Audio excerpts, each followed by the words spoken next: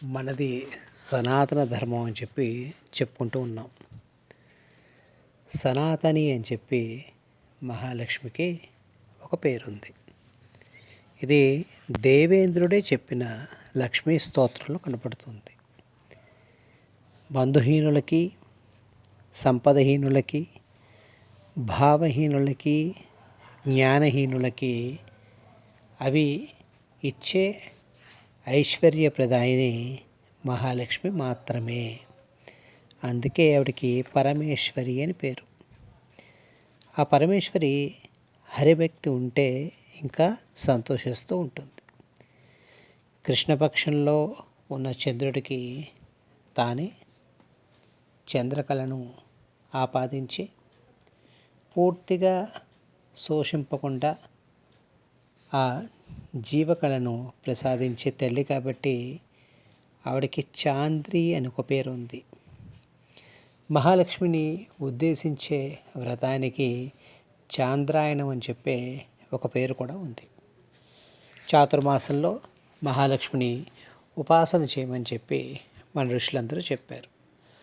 ఆషాఢమాసంలో గుప్త నవరాత్రుల్లో వారాహిగా మనం ఆరాధన చేసిన ఆ శక్తి శ్రావణ శోభను పురస్కరించుకొని మహాలక్ష్మిగా మన ఇంటికి రావాలి. సనత్ కుమారుడు బ్రహ్మపుత్రుడు కాబట్టి బ్రహ్మ సనాతని అని చెప్పి ఆవిడికి ఒక పేరును ఉంచాడు మహాలక్ష్మి సహస్రనామ స్తోత్రంలో. మహాలక్ష్మి అంటే కేవలం డబ్బే కాదు, శౌర్యం, శాంతి, కీర్తి, పుష్టి, తృప్తి, తుష్టి అన్నీను. అవన్నీ కావాలంటే శ్రావణ మాసాల్లో మంచిగా మహాలక్ష్మిని మనం ఉద్దేశించి ప్రతి స్త్రీలో కూడా మాతృభావంతో చూస్తూ బిల్వాలు, కమలాలు, మొగలిపూలు, సంపంగి పూలు, ఇతరత్ర అనేక రకాలైన సువాసన కలిగిన పూలను మనం సంపాదించుకొని వాటిని బయట కొనుక్కొని రావాలి, కానీ వేరే వాళ్ళ ఇళ్ళల్లోంచి తేకూడదు. వాళ్ళని అడగకుండా, వాళ్ళని అడిగి తెచ్చుకోవచ్చు. అలాగా మనం తెచ్చుకొని మహాలక్ష్మిని షోడశోపచారాలతో పూజ చేసుకొని ఈ విధంగా చక్కగా తేనెతోనూ ఇతర మంగళకరమైన ద్రవ్యాలతోనూ అభిషేకం చేసి స్నిగ్ధ అని చెప్పి అమ్మవారికి ఒక పేరు ఉంది. నన్ను అంటుకుని ఉండు తల్లి, ఏ విధంగా జిడ్డు చేతికి అంటుకుంటుందో అదేవిధంగా నన్ను నువ్వు అంటుకుని ఉండు. ఏ విధంగా నువ్వు స్వామిని అంటుకుని ఉంటావో అదే తత్వాన్ని నాకు కూడా ఇవ్వమని చెప్పి మనం అమ్మవారిని ప్రార్థన చేయాలి. దాస్యం అనేది మనం చేయగలిగితే, అంటే భక్తులను సేవించగలిగితే ఆ తల్లికి ఇంకా సంతోషం కలుగుతుంది.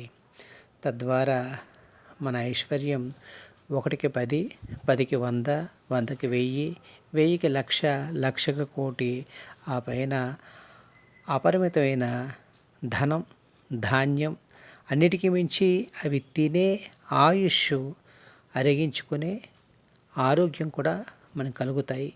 అదే ఐశ్వర్యం. కాబట్టి ఈ శ్రావణ మాసం నుంచి మీరందరూ నిత్యము మహాలక్ష్మి సహస్రనామ స్తోత్రాన్ని వినడము, చదవటము చేసి అమ్మవారి యొక్క కృపకు పాత్రులు కండి. తద్వారా మీరేవైతే సాధించుకోవాలి అనుకుంటున్నారో అవన్నీ కూడా చాలా సులభంగా, సౌకర్యవంతంగా, ఎటువంటి ఒత్తిడికి కూడా లోనవ్వకుండా భక్తితో, యుక్తితో శక్తిని సంపాదించుకోండి. అదే వేద మార్గం, అదే సనాతన మార్గం, అదే మన ఋషులు చెప్పిన మార్గం. అయితే అందరికీ కూడా ఇది సాధ్యమవుతుందా అంటే మనకి ఋషులు ఇంకో సులభమైన మార్గాన్ని చెప్పారు. మనం చేసుకోలేనప్పుడు ఎవరైనా చేసుకుంటూ ఉంటే వారికి సహకరించిన, వారిని మనం ప్రోత్సహించిన, వారింట్లో పూజ జరుగుతుంటే ఏ పండో ఫలాన్ని మనం సమకూర్చినా, లేదా వారు పూజని ఏమాత్రము ఏమరపాటు కూడా చేయకుండా మనం ప్రయత్నం చేసినా కూడా మనకి అందులో భాగం దొరుకుతుంది. సాధారణంగా భర్త చేసే పుణ్యంలో 16వ వంతు భార్యకి వెళ్తుంది అని చెప్తూ ఉంటారు. కొంతమంది సగాన సగం వెళ్తుంది అని చెప్తూ ఉంటారు. నిజానికి ఎవరి పుణ్యం వాళ్ళదే అని చెప్పి కొంతమంది చెప్తూ ఉంటారు. అయితే అమ్మవారికి షోడశి అని ఒక పేరు ఉంది. అంటే షోడశ కళలు కలిగింది. దేవతల్లో ఇటువంటి తల్లి ఎక్కడా లేదు. ఎందుకంటే ఆవిడ అటు దేవతలకు, దానవులకు, యక్షులకు, కిన్నెరులకు, కింపురుషులకు అందరికీ కూడా ఆవిడ అమ్మ.